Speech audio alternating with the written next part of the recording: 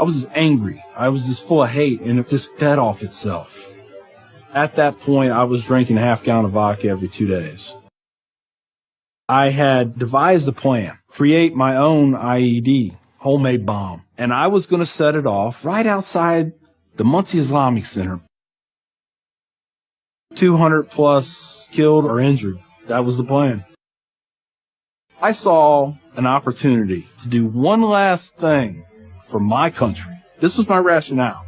I knew I would end up in a federal prison with a needle in my arm. I didn't care. My hatred of Islam. It was the only thing that was keeping me alive. So one day my daughter comes home, 2nd grade maybe. She was telling me about this little boy who sat across from her. His mom came to get him. She said she had scarves on her, and she had a dress all the way down to her feet, and you couldn't see her on nothing but her eyeballs. At that point, I snapped. Started spewing things out of my mouth that should never be said in front of children or anything.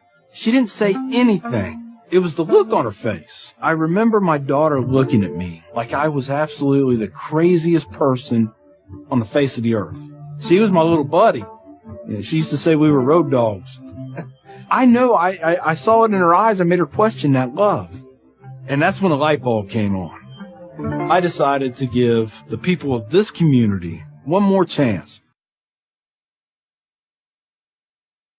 So I went to the Islamic Center, see a gentleman in the shoe room taking off his shoes. He looks at me and he smiles. He said, "Can I help you?" And I said, "Yeah, I want you to teach me about Islam." So he went and he gave me a Quran. "Read this. Come back when you have questions." So I did. And I would see things in the book. I'd be like, "There it is. I got them right there. Explain that to me." And they would. This was a kind of awakening. Long story short, 8 weeks after that first day I stepped into the Islamic Center, I became a Muslim.